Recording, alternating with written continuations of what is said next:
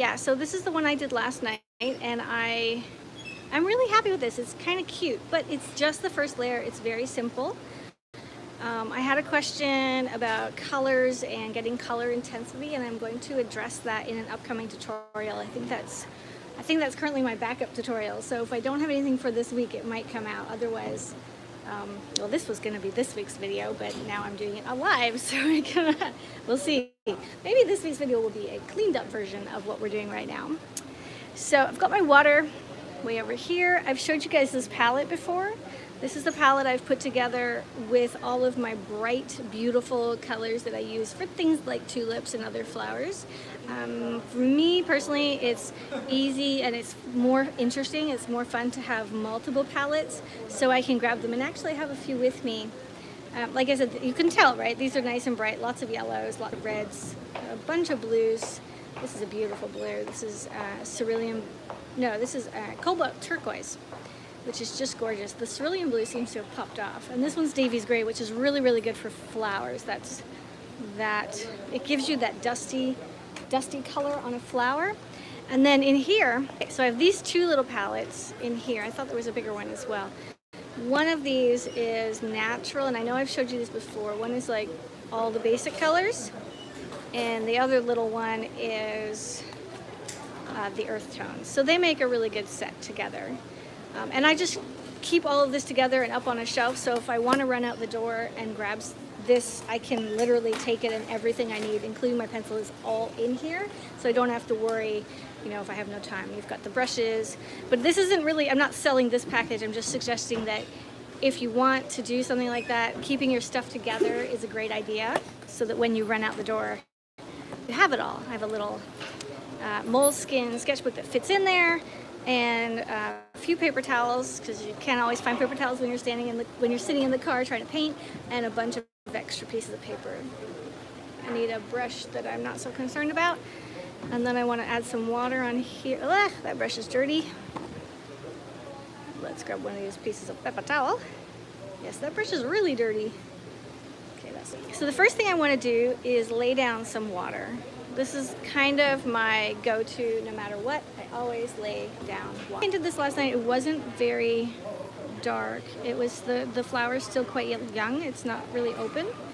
And I'm noticing that after a few days, as it's opening, it's becoming more and more dark, which is nice because I thought it was going to be a really bright, light-colored flower. This is a little container I have just for water, so I could fill it up if I wanted to, but then I remembered that I actually had this little container right there. No, I'm just wetting the part of the paper where I want the paint to go. So can you okay, see how the water is just right there? And actually I can see that there isn't any water right here. And I kind of want it there.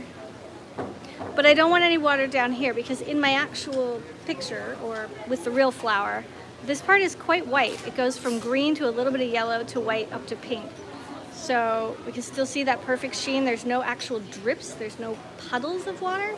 Now really quickly, I need to pick up my color and drop it in. I'm going to use Rose d'Or, and this is Winsor & Newton. It's one of the few colors that I have from Winsor & Newton.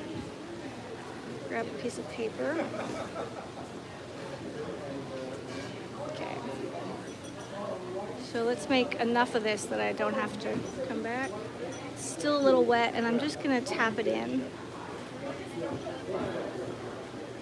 Now I want to try not to add new water, and this is where it gets really tricky.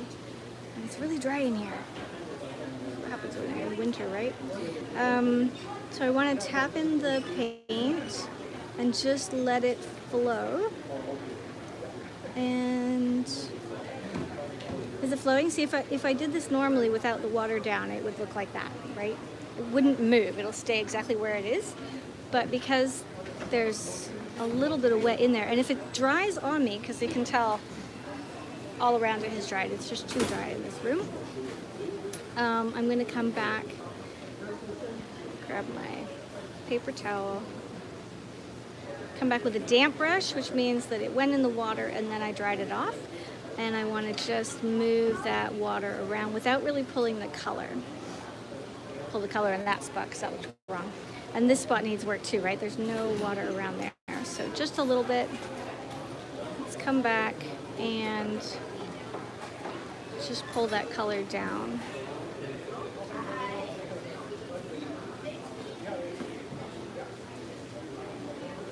Okay, so we've got a really soft blend going all the way. Now right here I'm getting a little bit of an edge, and I can come back with my brush and just gently tap that.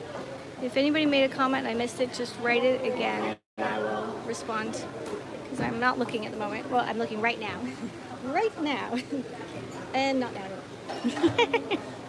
Okay, yeah, so I just want to come back and move it around. And let me give you an example here. So this edge, right, you guys can see that there's a nice strong edge. Can I focus? This camera doesn't let me focus. Okay, so I could lift that edge just by going back and forth. See how the edge just completely disappeared? Now it changes the paint because I've added water, so this is going to be less paint. It's watered down, right? But I've also changed that edge. I keep putting my paper towel on the wrong side. This is not my normal setup at all.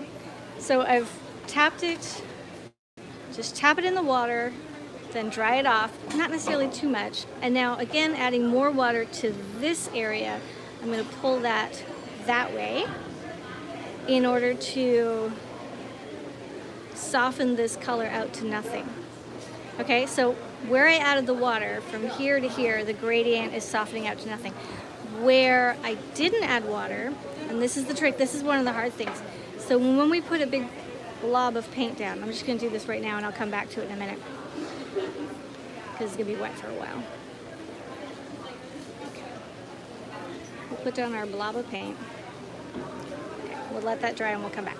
So we've moved the edge, right? The edge used to be, tell me if this makes sense, right? The edge used to be here, and we've put the water and pulled the water this way, giving us this really nice soft, you guys still hear me? It's getting really loud in here. Giving us this nice soft gradation going all the way down here, which is the blend out, right? But because we blended it out, we actually created a new line, and that's the next thing. So we've created this new line here. So what we need to do, first thing I need to do is not be in a mall during lunch hour. Okay, is that when you come across and paint something, the way to get away from this is, one, to pull your line out that way, but then to come back and gently cover the entire thing with water. And this will give you a nice soft gradation throughout the whole thing. So you've kind of re-lifted and then reapplied. Now, I'm kind of pulling it off a little too much, but just as an example of what I'm talking about. So once this pile dries, I can show you that again. And because it's a bigger area, we'll have the blend going out, and then we'll still have other hard edges to work with. So we'll come back to that since I'll be here for a while. And look, in the meantime, this has started to dry. And isn't that beautiful? Got a little bit of hard edge up at the top, which I really like. I always like it when the tops have like almost like that crispiness, like there's a little color that got stuck up there. And then it just gently comes down into nothing, which is what you really want as a base color. It's still cool to the touch. If you touch it with the back of your hand and it's cool, then you know it's still wet. If the paper is completely normal room temperature, it's going to be dry. So we could move on to something else, or we could maybe work up from the bottom. I can also see in here, it looks like there's a little bit of a line being created right there. But I'm not going to worry about that line, because all the other layers that are going on top are going to make such a difference, it won't matter. So again, I'm going to just lift up a little bit of water, but you always want to tap it off. You really don't want too much. And then again, we're going to just drop the water, and that's a lot of water. You guys see that bubble? Like it looks like it's actually moving. It's going to pour if I were to shake it. So I tap my brush off, I come back, I suck the water out just a little bit, and then I'm going to pull it down. But I don't need to cover the whole thing. If I covered it edge to edge and I added a lot of water, it would go poof, it would do this. We would end up with the entire thing covered in paint. By the time it dries, it would spread enough that it would cover the whole thing. But if I just put the water where I think I want it, okay, then when I put the color in the top, it's not going to spread all the way to the bottom, and that gives me an easier time with the gradation, because I know the bottom will stay white, the top will have a bit of color. I'm going to tap that color and just drop it in. right up here. This is a very, very light tulip, and we're going to keep it light for a while because there's not much point in jumping to the darker colors right away. And I really want to show you guys the techniques and do it slow enough. Well, one, I'm in the mall, so doing anything quick is kind of weird, but do it slow enough that you can get a feel for what I'm talking about. Okay? See how it's following the water, it's coming down, and we can just keep going. It's like, okay, I like the color up there. Let's pick up a tiny bit of paint because we're using such a small amount. I think I want the color to come down on this side. Okay, I'm just tapping it, painting it in. And now down here, I've come on to a part where it's no longer wet on wet. Right now it's wet on dry. So I'm gonna come back, lift up some more water, tap it on my paper just a little bit. So this is gonna be clean.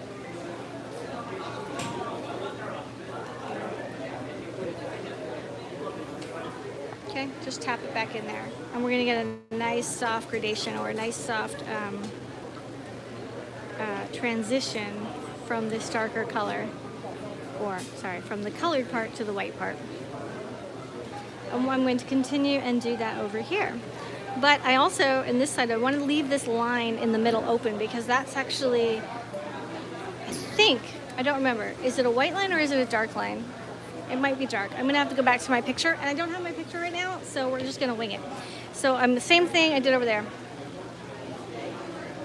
Oh yeah, of course. Yes, Belt King. The paper is perfectly flat. I am not using enough water to do anything. There's very little water in here. And honestly, I mean, this is really thick, strong paper, but when I did this wash, let's move this out of the way and I'll turn it over. Can you guys tell there's a little ripple in the middle? Right here, there's a little dent, which is exactly where that is. So it did bunch up, or it did pop out a bit. It's not perfectly flat, but this is not like painting on this. You know, if we take all this away. Oh, yeah, we're totally hanging out at a coffee shop. Absolutely. This is kind of a coffee space. I'm in a little booth. I can show you. See? In a little booth. Lots of people. There you go. Now you guys know where we are.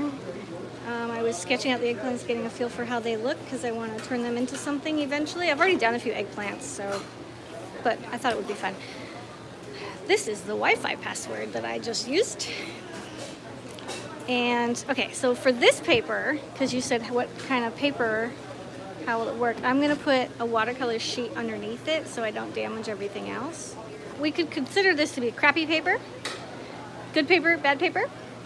And if I paint over here, drop in this color. Okay, I think it's kind of important because when I show you this and say, oh yeah, look, it's not really making any bending at all, you need something to give you a comparison, right? So let's just get this all nice and wet. Also, the more water we put down, the more rippling we're gonna get. The integrity of the paper starts falling apart on you pretty quickly. But over here, it's gonna be okay. Good question. What do I do when I overwater the paper? I would just do absolutely nothing because it's already starting to pill, which is when the fibers start to lift up and move. So I can see right here, it's already starting to get those fibers. And if I can really make it come out so you can see it. The more you work with it, the more those fibers are gonna happen. So I'd say the moment it starts to be over wet, just put it aside and let it dry. And then if you can always come back and paint on it again, but it's just gonna take the amount of time that you can work on that sheet of paper is gonna be way less. But that doesn't mean you can't do it. I mean, I was that kid, 20 odd years ago, who sat in class.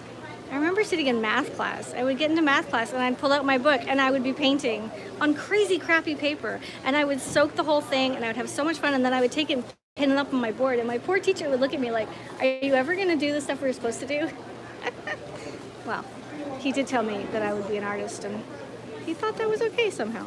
So yeah, so we can see the more we work it, the more it's gonna pill, and that's just gonna be terrible. But if you put it to the side, you'll have a few moments, because over here, right, I can work on it like this, and I can add my color without any problem.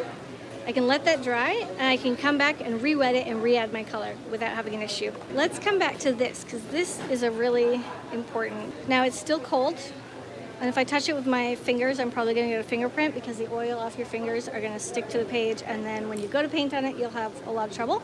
But it's pretty dry. There's no sheen, right? So this would be the dangerous moment. It's not going to be a huge run back. That's good. But it is moving the paint a little bit. So we'll let that sit there and we'll see if that works. So what I want to do is take out this hard edge.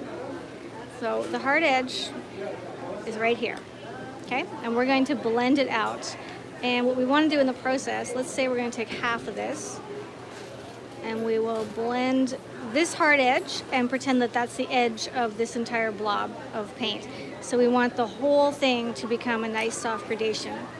So first we're going to take our brush and we're going to just wet that edge, okay? And I only went back, did you see that? I was like 3 or 4 times. 1, 2, 3, 4, and that was it. And it already is starting to lift. But where I put the water, it's lifting, but where I didn't put the water, I have a new edge, and that's where it gets tricky. The number one thing here is practice. You just have to come back and practice, practice, practice. So I'm going to come along this, while I've been talking, it's gotten softer. I'm going to come along that again, and that line is now gone, right? But now if I clean my brush, bring over my water, everything got a little tighter, come back with some clean water, do it again. Okay, so now I'm lifting, removing the paint, not going back. Lift, remove. Lift, remove. Can you guys see the remove part? Lift, remove. Okay, then, what do you think? So our hard line is gone.